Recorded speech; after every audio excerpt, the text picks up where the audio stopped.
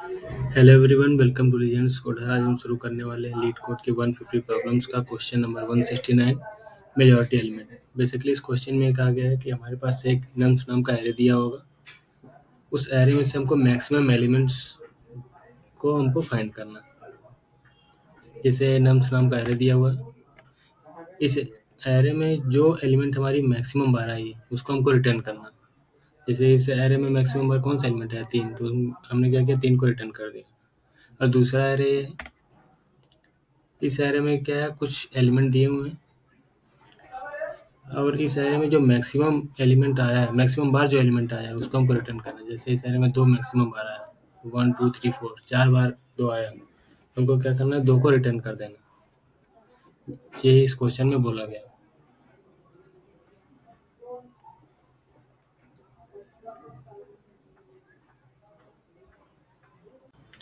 तो आइए हम कोड को समझते हैं, देखते हैं कोड में क्या कह रहा है।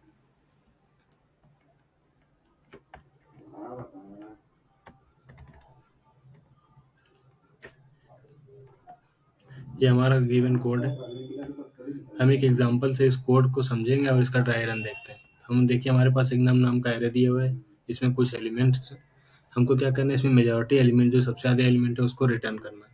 ये हमारे पास कोड है। इस कोड में बेसिकली क्या है, कैंडिडेट और काउंट, ये दो चीज़ों को हमको समझना है। कैंडिडेट क्या होता है, जो सारे एलिमेंट्स हमारे मैक्सिमम बार आएंगे उसको ये स्टोर करेगा और काउंट बताएगा कितनी बार वो एलिमेंट आए।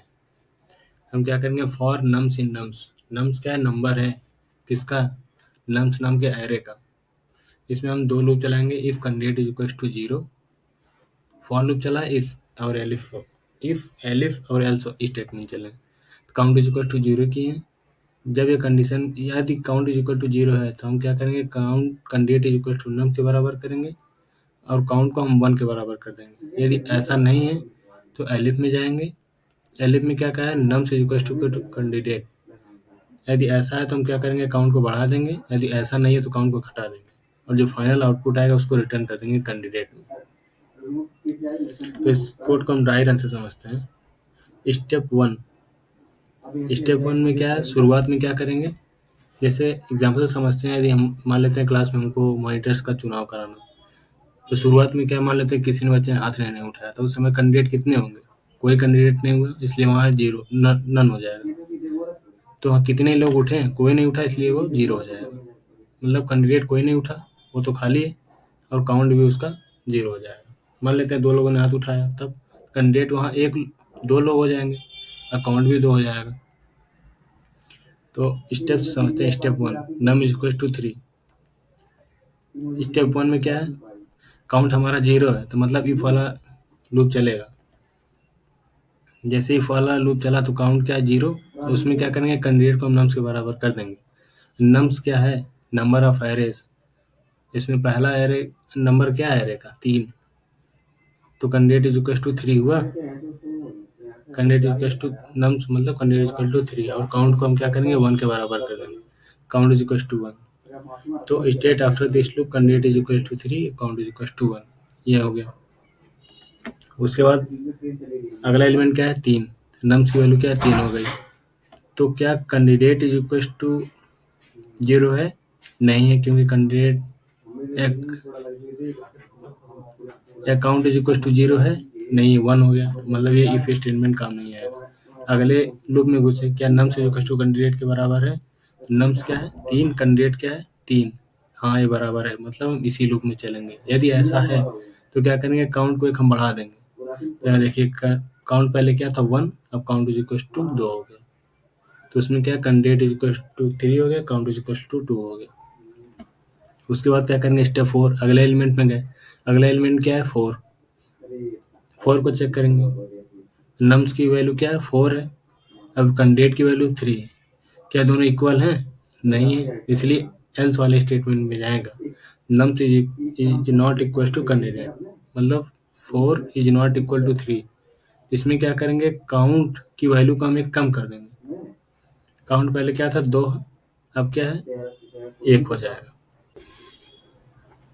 तो स्टेप 4 में क्या है, नम इज इक्वल टू 2। अगला एलिमेंट क्या है हमारा, 2। तो क्या 2, कैंडिडेट क्या है, 3 है और नम्स क्या है, 2 हो जाएगा। तो क्या दोनों इक्वल हैं? नहीं, ये भी एल्स वाले स्टेटमेंट में जाएगा। तो फिर से हम काउंट की वैल्यू कम कर देंगे। काउंट पहले क्या था 1, अब क्या हो गया 0 हुआ। कैंडिडेट क्या है 3, काउंट हमारा 0 हो गया। तो हम स्टेप 5 में क्या करेंगे, स्टेप 5 में जाएंगे। स्टेप 5 क्या है, नम इक्वल टू थर्ड और कैंडिडेट क्या है 3, और हमारा क्या इफ वाले स्टेट में जाएगा क्योंकि काउंट हमारा 0 हो गया। तो इफ वाला कंडीशन क्या कह रहा है, if count is equal to 0, तो हम कैंडिडेट को नम से इक्वल करेंगे। कैंडिडेट क्या है, नम्स क्या है 3, हम candidate is equal to nums, तो 3 इज इक्वल टू 3 हो गया। हम क्या करेंगे, काउंट को एक बढ़ा देंगे, मतलब 1 कर देंगे। 0 है तो 1 कर देंगे, तो candidate is equal to 3, count is equal to 1 हो गया। तो स्टेप 6 में जाएंगे तो अगला एलिमेंट क्या है 3, तो क्या कैंडिडेट और नम जो काउंट 0 है नहीं है, तो एलिफ वाले स्टेटमेंट में जाएंगे तो नम इक्वल टू कैंडिडेट, क्या दोनों इक्वल हैं, हाँ है, क्योंकि नम भी 3 है और कैंडिडेट भी 3। जैसे इसमें गए तो क्या करेंगे, काउंट को एक बढ़ा देंगे। काउंट पहले 1 था, अब 2 हो जाएगा।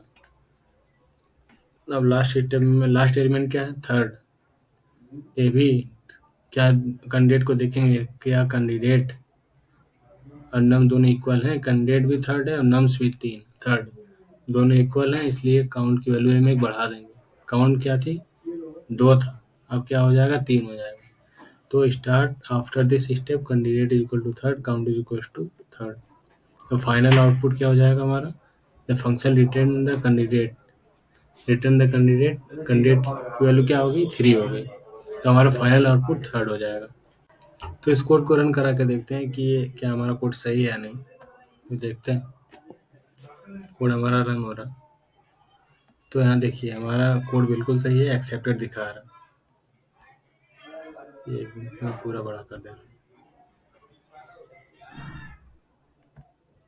हमारा कोड एक्सेप्टेड दिखा रहा है, मतलब हमारा कोड पूरी तरह से सही। तो thanks for watching my videos.